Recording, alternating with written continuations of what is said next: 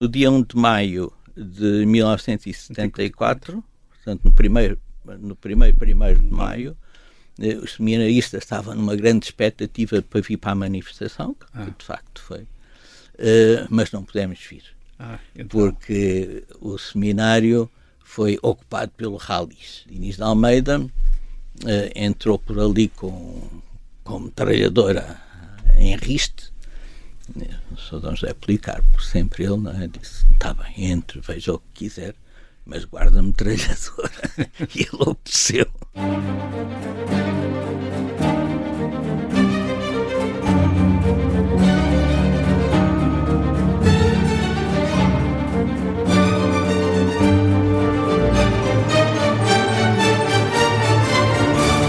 Olá, bem-vindos ao programa A Vida em Revolução. Eu sou o Rui Ramos, historiador, e comigo está o Pedro Jorge Castro, jornalista.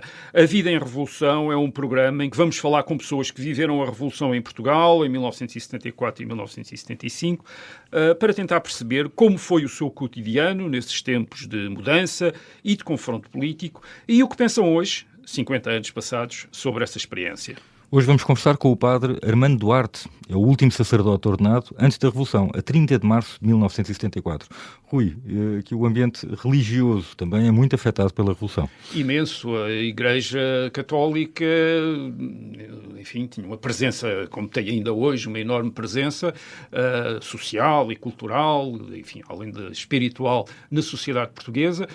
Portanto, colocou-se imediatamente a questão de saber como é que a Igreja ia lidar com a Revolução, e penso que o depoimento do padre Armando Duarte é muito importante para perceber a prudência com que enfim, os dirigentes da Igreja, a começar por o cardeal patriarca, o Dom António Ribeiro, de quem Armando Duarte vem a ser depois secretário, lidaram com esta situação e também os próprios sacerdotes, a maneira como enfim, viveram quando militantes que à partida não lhes pareciam muito favoráveis mandavam nas ruas. Não é? Algum episódio mais curioso ou surpreendente dos que tenham sido relatados pelo padre? Há vários. O padre Armando Duarte, por exemplo, dá-nos a ideia de como o ambiente no Sul era muito diferente do Norte. É uma das experiências que ele teve, mas também, por vezes, de como o contacto dele com os ativistas revolucionários era surpreendente, isto era muito inesperado. E há um caso de uma revista, de uma mala com medalhinhas, enfim, com bentinhos, que tem um desfecho talvez que não imprevisível. Vamos então ouvir. Era na altura um jovem, o último sacerdote ordenado antes da Revolução, 24 de março. Então, como é que viveu a chegada da Revolução no dia 25 de Abril? Um mês depois. Bem, como calcula, foi um momento de grande euforia e de grande entusiasmo no Seminário dos Olivais. Portanto, estava, embora tivesse sido recém ordenado há muito pouco tempo, estava ainda no Seminário dos Olivais e ainda lá estive até outubro desse ano, à altura em que fui para o Seminário de Almada. E nos primeiros dias notou-se alguma coisa na vida do seminário? Alguma mudança? Não? As pessoas estavam muito entusiasmadas, não é? Os meus colegas tomavam partido, procuravam informar-se muito bem. Tínhamos um grande ideólogo, que era o padre João Seabra. Portanto, somos colegas no seminário. Mas também tínhamos outros colegas mais de esquerda. Estou-me a lembrar de um que era fanático do MDP-CDE, não é? Mas que isto suscitava algum debate, mas sempre pacífico. E no cotidiano do seminário houve alguma mudança? Não. Houve alguma indicação do reitor? Não. Como é que os alunos deveriam reagir? Ou como é que os assim, tive logo a seguir, ao 25 de Abril, uma experiência, uma missão muito difícil.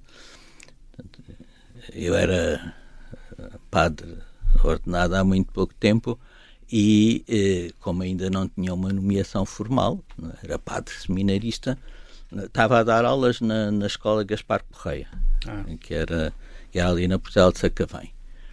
E não sei porquê, a diretora da escola, que era uma excelente senhora, foi saneada e nomearam-me a mim presidente do Conselho Diretivo. Não é? E foi uma experiência muito interessante. Não é? Os alunos andavam mais desinquietos do que propriamente os seminaristas, os alunos que eram miúdos, porque aquilo era uma escola preparatória. E como é que lidou com os saneadores? Com os saneadores da anterior diretora? Como é que... Muito bem, quer dizer, não houve problemas. Aliás, continuei a ter uma ótima relação com a doutora Natália. E acho que houve uma conversa com ela para a transição de sim, e acho que ela, perante as perspectivas que haviam, até ficou contente por ter sido eu o nomeado. Houve depois uns problemas mais complicados na secretaria, porque havia lá uns desfalques e não sei o quê. Isso foi mais difícil lidar com isso. Mas de resto correu tudo bem. O ambiente era e os alunos aceitaram bem a sua vinda como diretor? Como é que foi? Os alunos, coitados, nem davam miúdos, por isso. Ou os pais. Gostavam muito de mim e portanto, eu era professor de religião e moral e dava passeio com eles, promovia campos de férias com eles, de modo que da parte dos alunos não havia problema. E da parte dos professores também não. E dos pais? Também não. E apesar de Moscavide, aquela zona de Moscavide ser uma zona um bocadinho difícil. E eu já há uns anos que colaborava na paróquia de Moscavide e depois de ordenado padre, até ter uma nomeação mais definitiva, continuei por ali com o padre Francisco Cosme, que era o prior de Moscavide e que era assim um homem muito avançado, muito progressista, não é?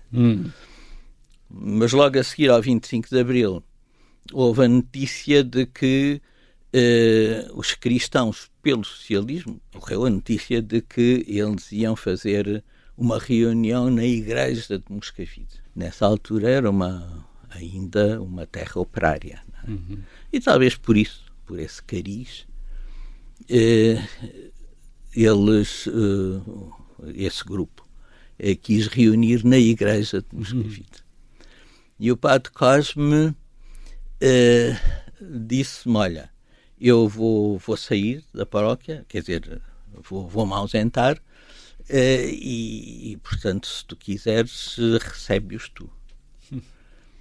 E perguntei-lhe, e concorda que a reunião seja na igreja de Moscavide, como pretendem? Isso tu decides. Bem, uma grande decisão, um grande dilema para um jovem padre. Não é? Como é que decidiu? E ainda por cima, quem vinha à frente dos manifestantes era um padre, porque eu tinha uma admiração enorme, o padre João Resina. Não é? E isso também facilitou, quer dizer, ele compreendeu a minha atrapalhação e eu entrei em diálogo com ele. E conseguimos que a reunião não fosse propriamente na igreja de Moscavide como eles queriam, porque a ideia era tomar a igreja, ocupar o tempo. Mas fizeram a reunião no centro pastoral e assim a coisa se resolveu. Mesmo assim, no outro dia, lembro-me que no Diário de Lisboa vinha... porque eu nessa altura não usava capção e os padres não usavam capção nessa altura, mas eu, de propósito, pus capção para ir esperar os manifestantes e o Diário de Lisboa fez assim uns comentários pouco abonatórios acerca do novo padre, que se avizinhava ali um perigoso reacionário, mas tudo passou. Tudo passou. O que é que eles queriam nessa reunião? Assistiu à reunião? Não assisti à reunião. Qual era o ponto? Qual era a grande motivação dessa reunião? A opção dos cristãos pela esquerda, quer dizer, ser bom cristão significa ter opções de esquerda. Enfim, havia essa corrente era importante aqui na Diocese de Lisboa, não era? Sim, já vinha de muito antes. Pois. Quer dizer, não se esqueça que eu entrei para o Seminário dos Olivais no ano da crise. Hoje não se sabe o que é a crise do Seminário dos Olivais, não é? No ano de 60, entrei em outubro de 67 e depois deu-se a crise do Seminário dos Olivais com a demissão em bloco da equipa, enfim, que eram gente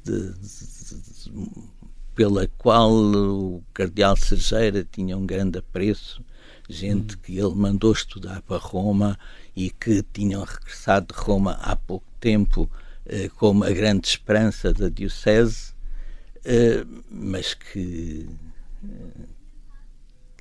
fizeram a tal opção de esquerda. A opção de esquerda, e, portanto, logo em 68 houve uma grande crise e essa equipa demitiu-se em bloco. Uhum.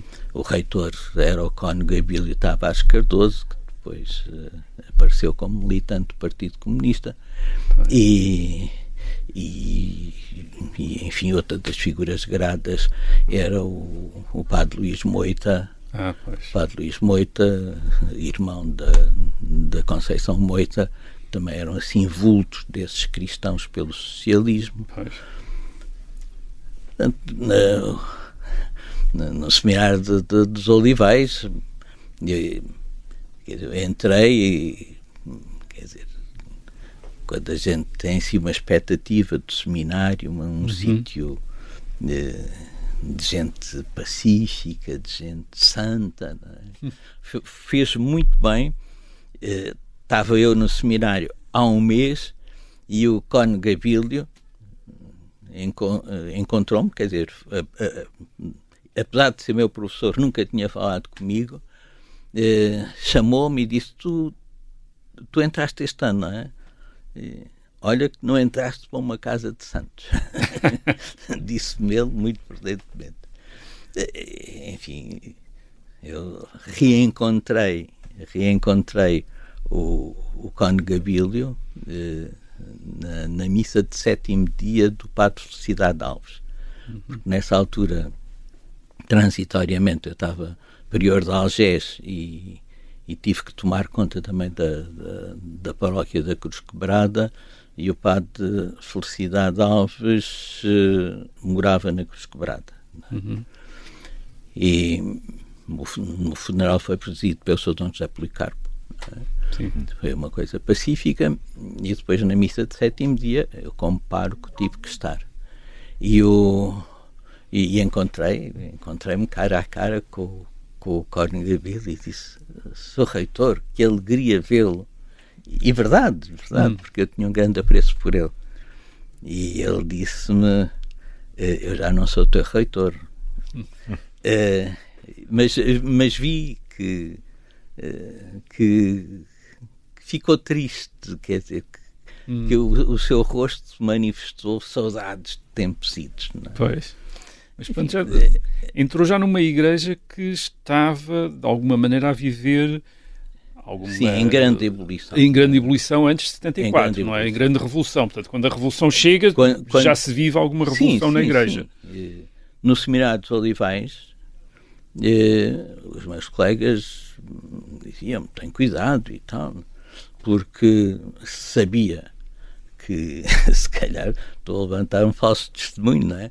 Mas toda a gente dizia que o enfermeiro e o barbeiro eram da PIDE, e toda a gente sabia que havia uma célula do Partido Comunista lá dentro, não é? Quer dizer, portanto, era assim um ambiente... Isso no Seminário dos Olivais. No Seminário dos Olivais, não é? No final desse ano, o seminário teve para fechar, depois reabriu com um triunvirato, com o Padre Resina, com Dom João Alves e com Dom Manuel Falcão, homens extraordinários, e a pouco e pouco a coisa refez-se. Eu entrei para o 8º ano do Seminário dos Olivais, que só nesse ano, no 8º ano, tinha 48 alunos, e passados 2 anos no seminário todo éramos 11. Isso é uma quebra enorme. Portanto, foi...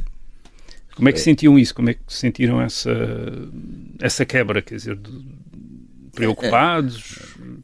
Sim. Eu uma vez fui ter com o meu diretor espiritual nessa altura e disse: Padre Rocha, estão todos a sair, mas eu não vejo razões para sair, eu continuo a querer ser padre, se calhar eu é que estou errado. E ele lá me consolou e lá me conformou, não é? Olha, voltando à Revolução, o que é que aconteceu ao eletricista ou ao barbeiro depois do 25 de Abril? Houve algum confronto com ele? Quer dizer, o senhor Isidro, que era o enfermeiro, morreu pouco tempo depois. Mas não houve nenhuma conversa com eles por causa das ligações ativas? O Sr. Teixeira continuou, deixou de ser o barbeiro e passou a ser o homem do bar. Enfim. Mas não houve nenhuma conversa com eles sobre o facto de eles... nenhum confronto por terem dado informações ativas? Não é? Pelo menos eu não tive. Olha, assistiu ali muito perto à ocupação do Ralis, não é? No dia 1 de maio de 1974, portanto no primeiro 1º de maio, os seminaristas estavam numa grande expectativa para vir para a manifestação, que de facto foi, mas não pudemos vir, então. Porque o seminário foi ocupado pelo Ralis, pelo major, nessa altura ainda devia ser capitão Diniz de Almeida. Sim. Diniz de Almeida entrou por ali com metralhadora em riste. O Sr. D. José Policarpo, sempre ele, não é? Disse: está bem, entre, veja o que quiser, mas guarda a metralhadora. E ele obedeceu. Portanto, tinha havido umas suspeitas de que havia armas no Seminário dos Olivais. Havia muitas efabulações acerca do Seminário dos Olivais. Havia um túnel, portanto, o Seminário dos Olivais, à parte nova, foi mandada a construir pelo Cardeal Cerejeira, e a parte do Palácio, onde hoje é a residência paroquial. Mas na parte do Palácio, muitos professores que davam aulas no Seminário dos Olivais residiam ali. E havia um túnel que ligava o seminário ao Palácio. Não é?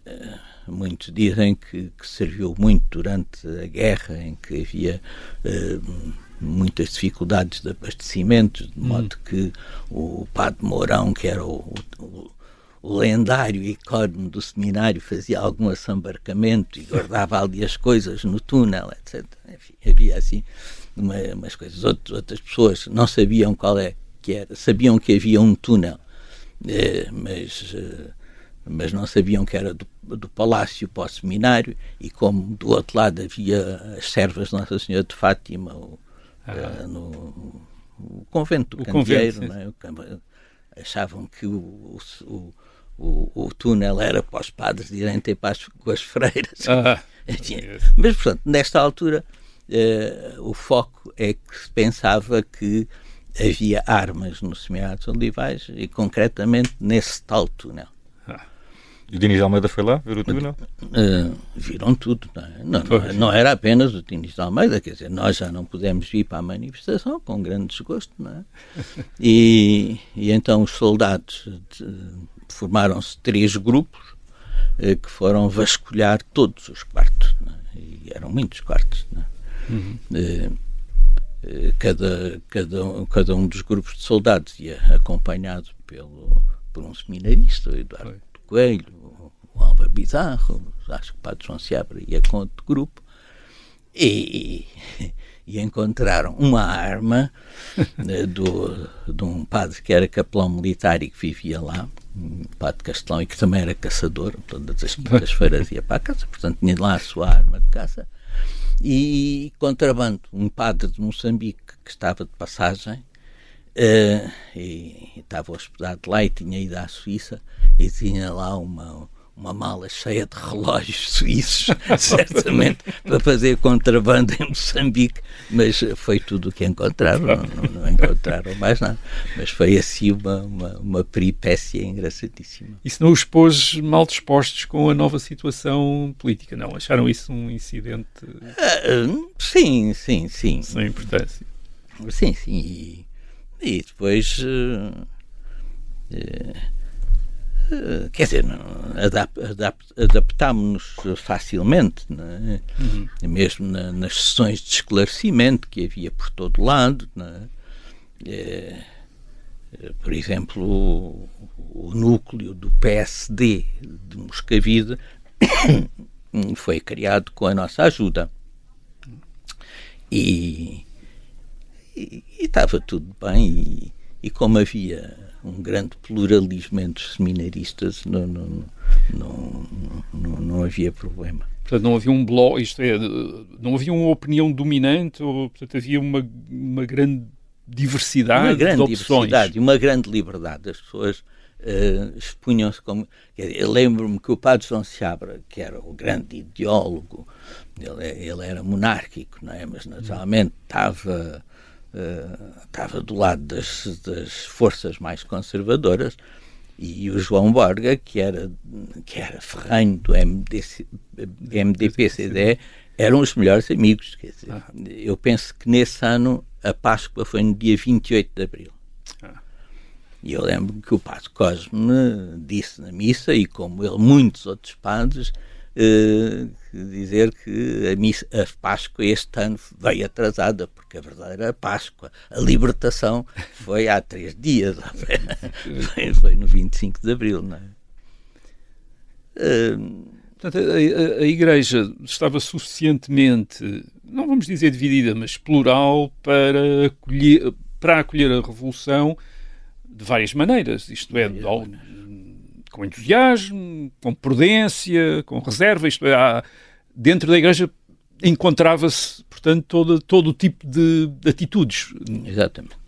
E, portanto, era muito difícil acantonar a Igreja nesta ou naquela fação, quer dizer, porque, no fundo, as pessoas tinham consciência de que a Igreja tinha contribuído grandemente para a queda do antigo regime.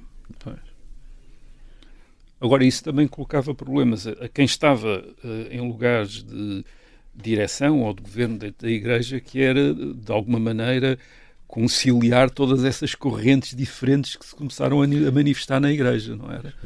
A Diocese de Lisboa, por graça de Deus, e a Igreja em Portugal, digamos, tínhamos nessa altura um patriarca extraordinário, Dom António Ribeiro, não é? Um homem com um senso extraordinário, com uma sabedoria extraordinária, não é? Ainda há pouco tempo tive a reler um documento da Conferência Episcopal sobre o momento, por altura das primeiras eleições, em 1975, pois. Quer dizer, que toda a gente diz que foi escrito pelo Cardeal Ribeiro, e que é de um equilíbrio, de um bom senso e de uma atualidade extraordinária. Quer dizer, o Cardeal Ribeiro era um homem intocável. Vamos agora para intervalo e voltamos dentro de momentos.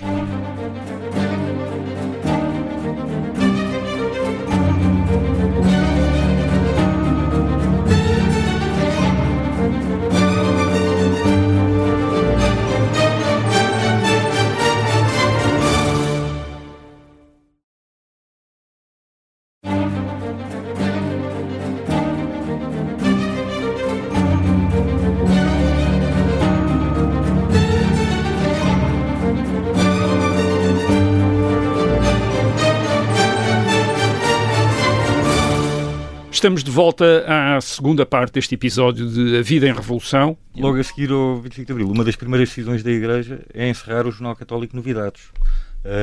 Acompanhou isto mostrava de alguma forma a cautela ou até o medo da Igreja em relação ao que estava a vir? Eu acho que o jornal já tinha acabado, não é? O que ainda ninguém queria dizer, não é? Portanto, aproveitaram o pretexto. Aproveitaram o pretexto, não é? O Jornal Novidades que fez... Tinha tido a sua época já. Tinha tido a sua época. Também foi muito conhecida uma sátira que envolveu o Cardeal Cerejeira ali em junho de 74, estava a dar na RTP e que foi interrompida em direto, precisamente por poder ofender os católicos. Lembras-te deste episódio? Isto criou algum celeuma na altura? É claro que o Cardeal Cerejeira, nós gostávamos muito dele, não é? O Cardeal Cerejeira era uma referência, portanto, apesar dele não já ter deixado de ser patriarca, ele deixou de ser patriarca em 72, em 72, não é? Portanto, já tinha... Mas isto mostrava um certo cerco à Igreja por causa ainda das complicidades com o Estado Novo. Pois,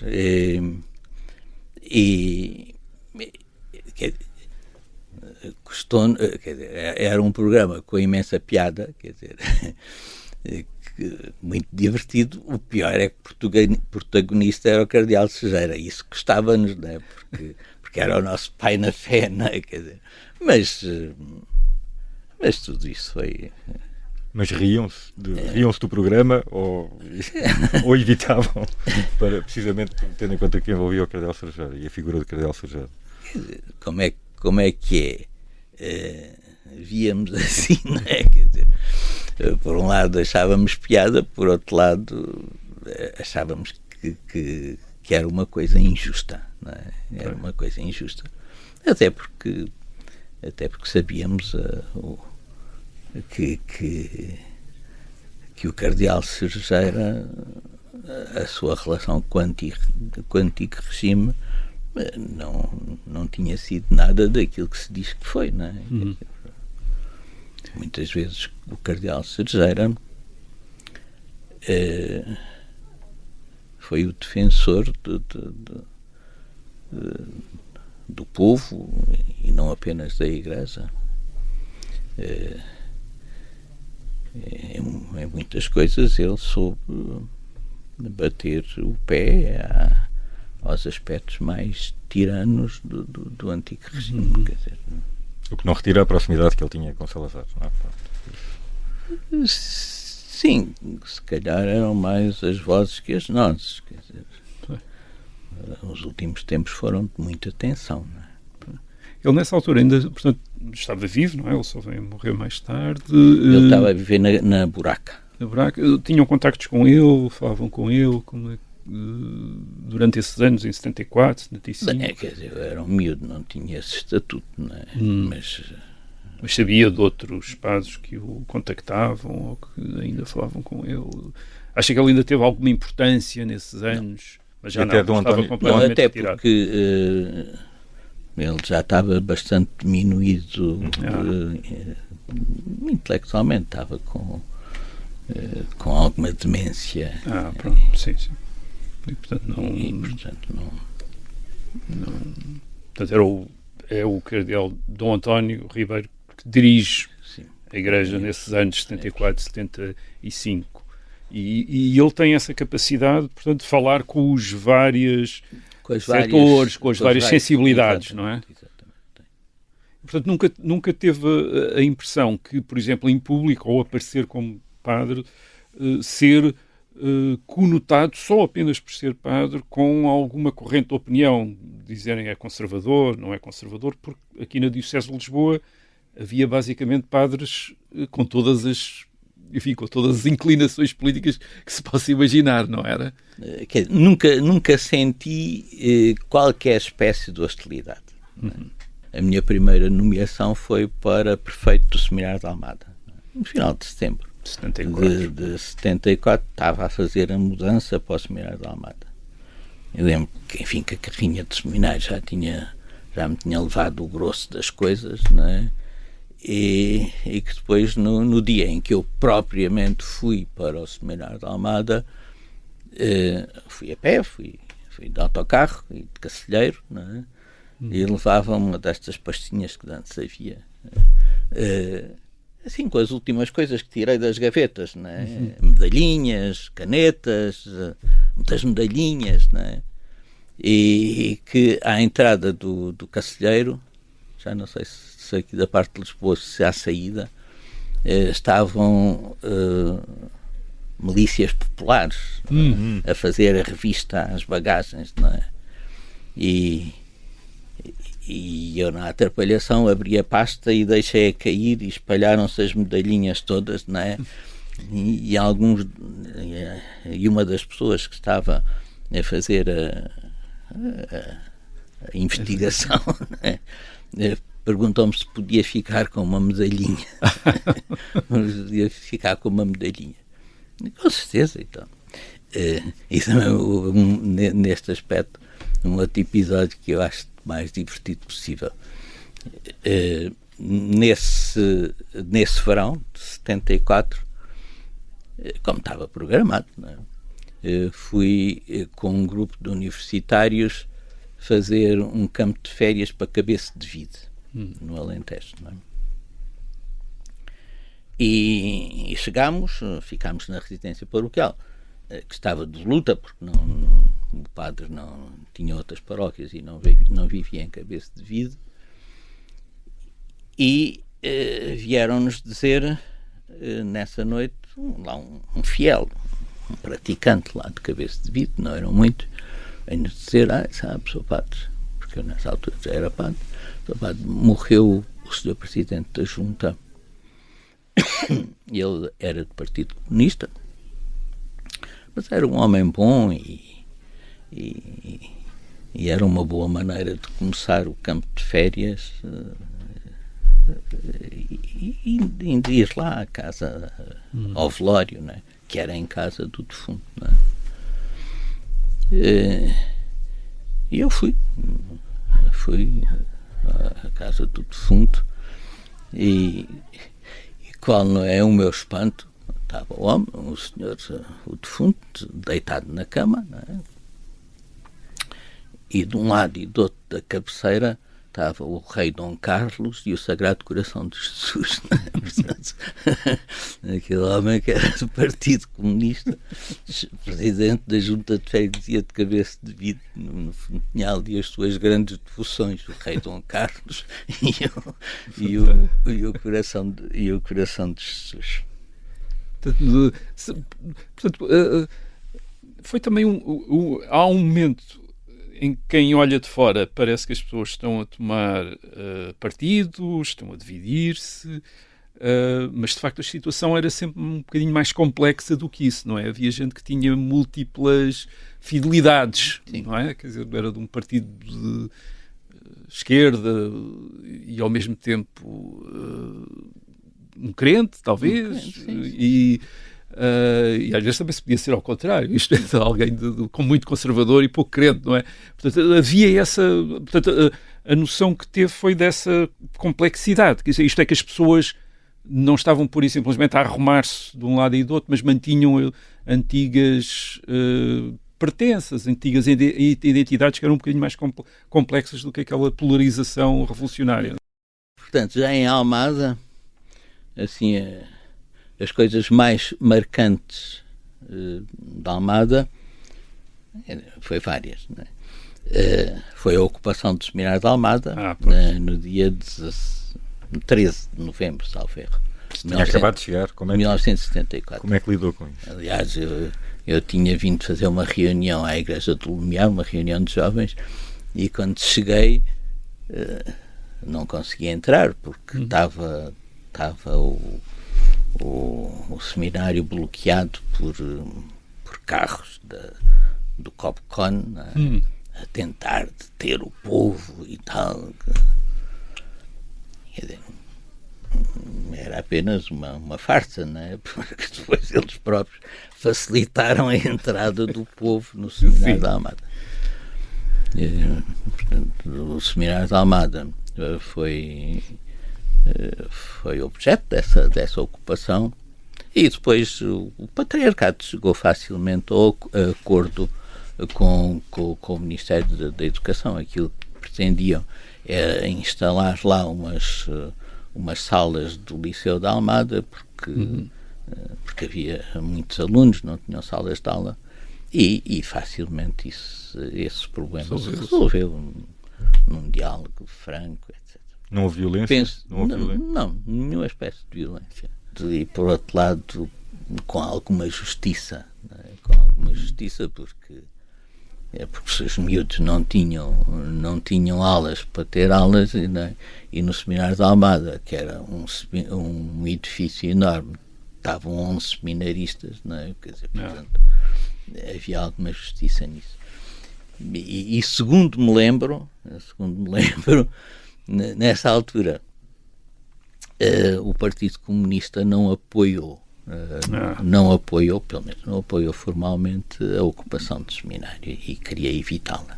Portanto, estava a evitar confrontos com a Igreja.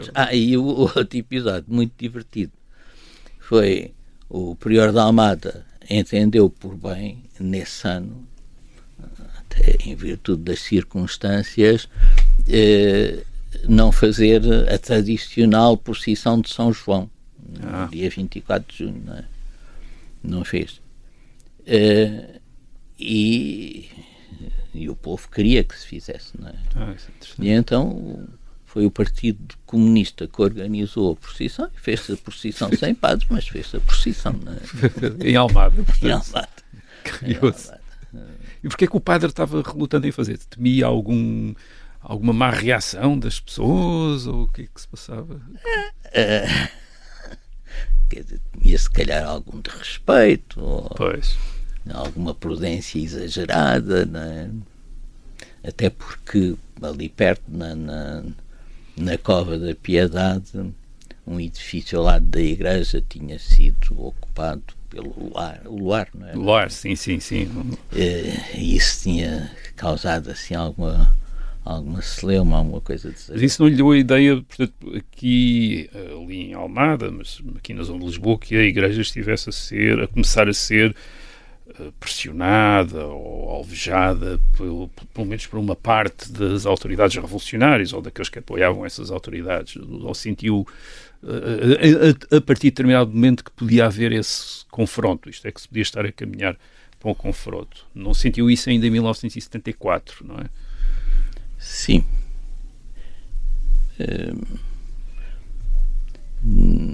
Não... Que me desse conta, não se esqueça que eu era um miúdo com 25 anos, não é? Certo, mas não tinha não teve essa sensação, não é? Que era isso. Não estava nas altas esferas eclesiásticas. É possível que a outros níveis essa pressão se sentisse. Mas ali não, assim, portanto, para si não, quer dizer, no terreno, com as pessoas, não tinha essa sensação. Olha, como é que, aos 25 anos, como é que notava as mudanças de comportamento dos fiéis? Havia problemas ou dilemas novos que eram colocados? Ou registrou alguma alteração, por exemplo, nos pecados que eram confessados?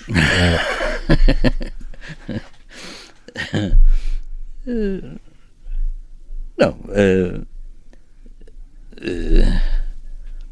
Nos pecados que eram confessados, não, mas possivelmente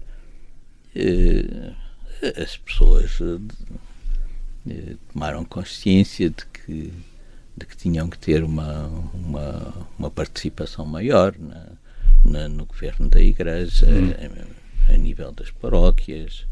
Foram incrementados os conselhos pastorais.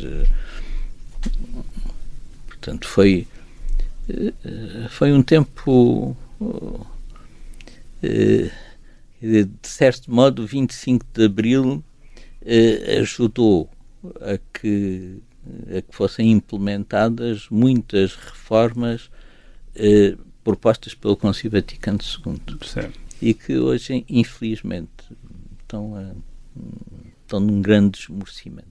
Mas, portanto, houve mais crentes envolvidos na administração, no governo da Igreja.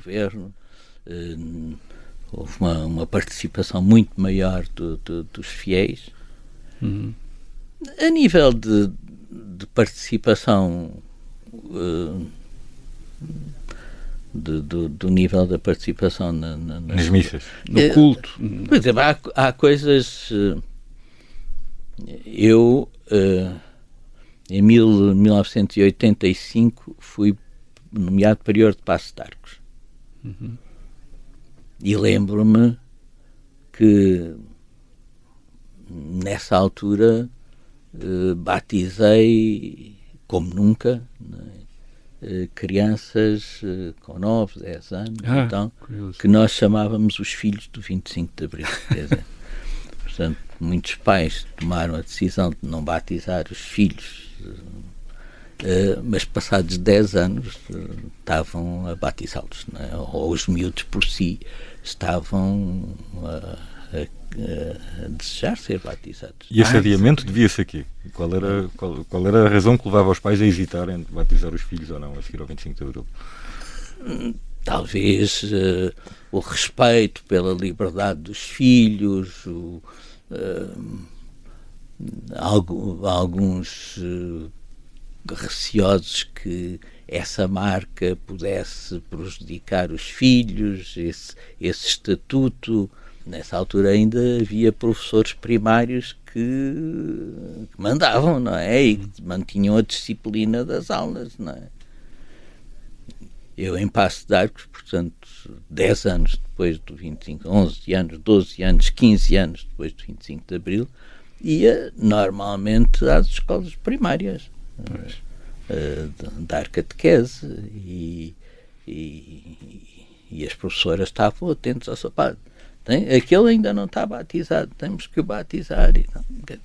Portanto, ainda havia este suporte.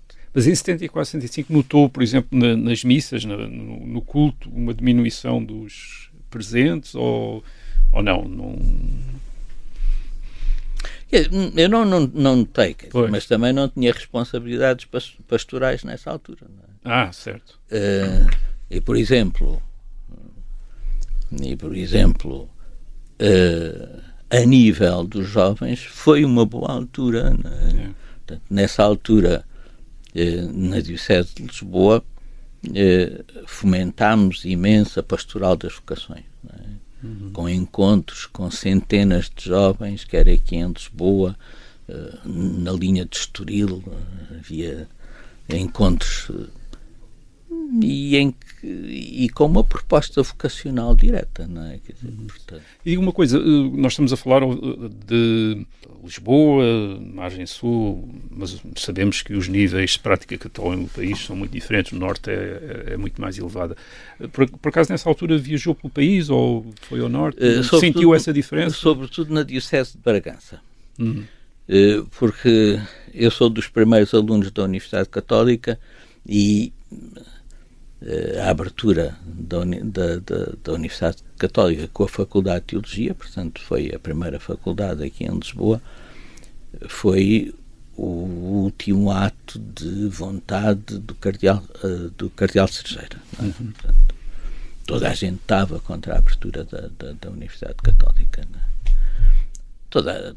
Toda a inteligência era contrária à abertura da Universidade Católica, de modo que o Cardeal Cerejeira teve que pedir aos bispos para mandarem um ou outro seminarista e lá se conseguiu um grupo de 18 ou 19 seminaristas para abrir a Faculdade de Teologia. E um dos que veio era o Cônego Adelino Paes, da Diocese de Bragança, de quem eu era muito amigo, e como depois, enfim, ele voltou para Bragança, não é? Onde se ordenou padre e onde é um grande padre. E eu continuei por aqui, mas ainda sem responsabilidades de uma paróquia, não é? O que me dava alguma liberdade, não é? E, portanto, ia muitas vezes a Bragança, em viagens intermináveis, quer trabalhar com jovens, levava muitas vezes jovens daqui para fazer lá campos de férias com outros jovens de lá, e também para pregar. Com 26 ou 27 anos, preguei a trezena de Nossa Senhora das Graças em Bragança, não é?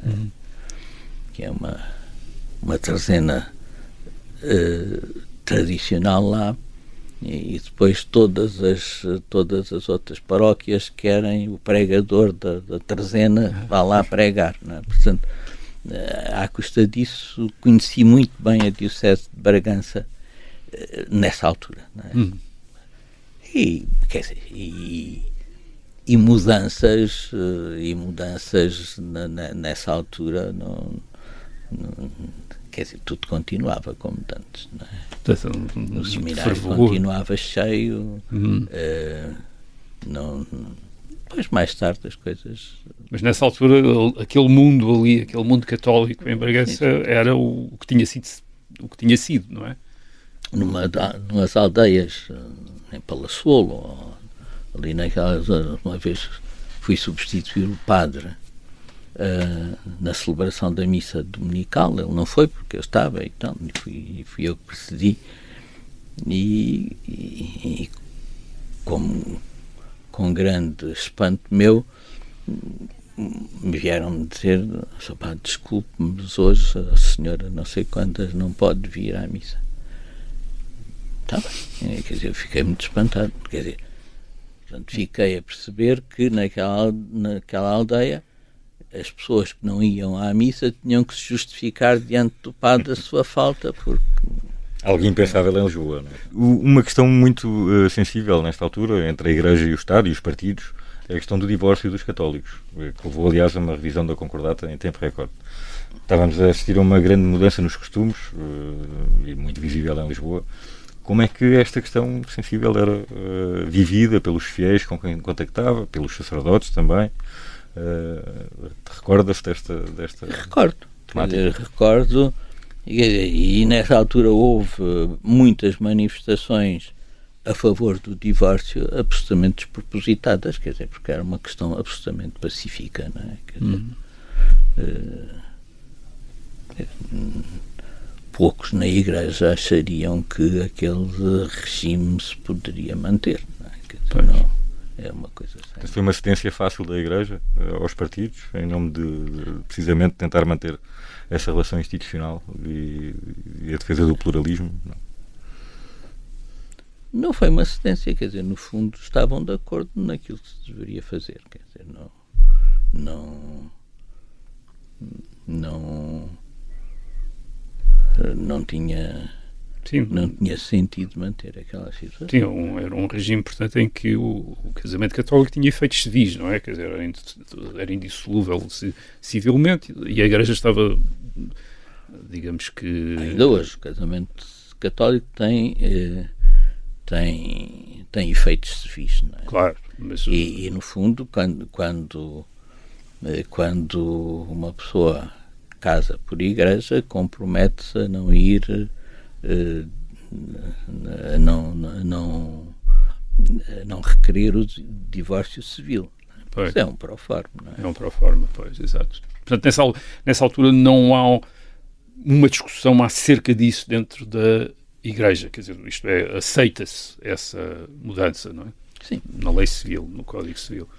O que já não se passa, por exemplo, com o aborto, não é? Sim, que na altura não é discutido, em 74, 75 não é discutido. Não é discutido, pois. Mas essa questão já era diferente. Já é diferente, não é? Sim, o divórcio não foi, não é? Depois. Olha, determinante também terá sido aqui a questão do caso Renascença, não é? Isso sim terá marcado, presumo eu, estes meses em 75. Quer dizer, marcou porque a Renascença teve um papel decisivo no 25 de Abril, não é? Também acabou de ser isso, mas também. Como é que era a canção Depois do Adeus? Depois do Adeus. O grande a senha, não é? A senha. Mas isto começou com um conflito laboral e depois estendeu-se ao longo de muito tempo. A Renascença deixou de se designar como emissora católica, portanto, como é que seguiu tudo isto? Eu já não me lembro bem. já não me lembro bem. Lembro-me que do lado dos trabalhadores estava um grande padre, Padre António Rego. O Padre António Rego. E bastava o cônego António Rego estar metido nisso para nós percebermos que havia ali alguma coisa de justiça, não é? E se ele estava metido nisso, também as coisas haviam de acabar bem. Ele justificava isso com o cristianismo, não é? Ele dizia, se Jesus Cristo estivesse aqui, de que lado é que estaria? Não, era uma coisa assim. Mas a hierarquia da Igreja estava contra, portanto fez uma gestão difícil deste caso até perdendo mesmo o próprio controle da rádio. Repare que a Rádio Renascença é propriedade do Patriarcado de Lisboa, não é? Portanto, se a Renascença era do Patriarcado de Lisboa, era uma coisa com o Patriarca de Lisboa. E o Patriarca de Lisboa era o Cardeal Ribeiro. Portanto, naturalmente, convulsões, dificuldades, mas ele era um homem de diálogo e portanto, tudo se havia de resolver como resolveu. Não é? E hoje... Mas aí com um grande envolvimento, por um lado, da sociedade civil, por outro também dos partidos. Isso foi um caso que obrigou a uma gestão diplomática muito sensível. Acho que se fez. Isso fez a contento. Houve muitas manifestações de católicos que juntaram milhares de pessoas nessa altura, também motivadas por este caso. Havia apelos nas missas a que os fiéis se juntassem a essas manifestações, por exemplo, eram incitados a defender a Igreja dessa forma? Eu nunca incitei ninguém a manifestar-se dessa forma, nem nunca tive em nenhum sítio em que as pessoas fossem incitadas a isso, não é? Mas então como é que a Igreja conseguia mobilizar tanta gente? Apesar de tudo eram, não é? Manifestações de 20 mil pessoas, mais de 50 mil. Mas a Igreja, para se mobilizar, não é preciso que os padres nas igrejas mobilizem. Os fiéis sabem o que é que devem fazer e sabem que partido devem tomar, não é? Portanto, a generalidade do povo cristão, iluminado pelo Espírito Santo, tem bom senso e, portanto, não precisa que ninguém lhe diga o que deve fazer. Não é? Um dos episódios finais dessa batalha pelo controle da Renascença é o cerco ao Patriarcado. Esteve presente de alguma forma? Não tive presente. Como é que algumas coisas que estiveram presentes, e aquilo que edificou toda a gente nessa altura foi a caridade e a tranquilidade e a caridade do cardeal Ribeiro, que acolheu as pessoas, que estava com as pessoas e, portanto, abrindo as portas do Patriarcado para quem estava a defender a Igreja. Esteve sempre ao pé das pessoas, mandou distribuir comida pelas pessoas. Portanto, aquilo que ficou na mente das pessoas acerca do cerco do Patriarcado, por um lado, foi a ação do Copcon, não é? Que exacerbava sempre os ânimos, não é? Como aconteceu em Almada, não é? O povo estava pacífico e eles gritavam, não é? Quer dizer, os revolucionários era o Copcon, não é? Eles acateavam o fogo, não é? E portanto ali é a mesma coisa, não é? Portanto, aquilo que ficou do cerco do Patriarcado foi, por um lado, o comportamento indecoroso das Forças Armadas e, por outro lado, a calma, a tranquilidade, a suplesse do Cardeal Ribeiro, que dominou completamente a situação. Não é? Olha, foi depois, durante 3 anos, secretário particular do Cardeal Sim, fui fâmulo do Cardeal Ribeiro desde 1982 até ir para Paços de Arcos, em 1985. Mas teve uma grande proximidade com ele. Falaram muitas vezes sobre a forma como ele via este período revolucionário. Como é que ele olhava para estes anos de 74 e 75? Que histórias é que ele contava? Nenhumas. Mas não havia então momentos mais reflexivos, eventualmente, sobre esse período? Até usados como exemplo para situações posteriores? O Cardeal Ribeiro era uma pessoa muito reservada, não é? Portanto, e não dava confiança ao fâmulo para grandes políticas, quer dizer, eu observava, e, portanto, o fâmulo do Cardeal Ribeiro, o fâmulo do Patriarca, que hoje já é um cargo que já não existe, é o padre que acompanha o Patriarca nas suas visitas particulares e lhe faz companhia à mesa e isso eu fazia, mas Mas daquilo que conheceu da personalidade dele, fez muita diferença para a Igreja ter um cardeal com esta personalidade à frente nestes anos em 74 e 75. O cardeal Ribeiro foi absolutamente precioso, foi um homem ímpar. Mas havia por exemplo, uma igreja enfim, se nós podemos falar uma igreja, pelo menos, ou eclesiásticos, ou um clero do Norte, que era muito mais, ou que foi em 1975, sobretudo, bastante mais combativo contra a situação revolucionária que se tinha criado no país. Acha que havia um padre no Sul, um padre no Norte, um tipo de padre no Sul, um tipo de padre no Norte, que talvez pelo ambiente em que estavam se podia comportar de uma maneira diferente? Eu não digo que, sobretudo nesta altura em que já vai havendo muitos padres de fora na Diocese de Lisboa, não haja um ou outro excesso, não é? Mas os padres do Norte sempre foram muito mais clericais e portanto, admito que a Revolução de Abril lhes tivesse trazido alguns problemas no sentido de fomentar uma maior consciencialização eclesial por parte dos fiéis e que isso trouxesse alguns problemas, não é? Portanto, nós olhávamos para essas situações. Lá estão os padres da Braga. Os padres da Braga? Ou do Porto, mas aqui nunca houve esses excessos, graças a Deus. Aqui não, isto era um mundo apesar de tudo diferente, quer dizer, com uma tradição diferente já, não é? Que já vinha de antes, de 74, isso é que era importante notar, não é? Quer dizer, que a Igreja aqui não muda em 74, já estava a mudar. Já estava a mudar e, portanto, há digamos, uma inserção naquela época revolucionária diferente do que provavelmente terá acontecido no Porto, ou em Braga, ou no Norte em geral, não é?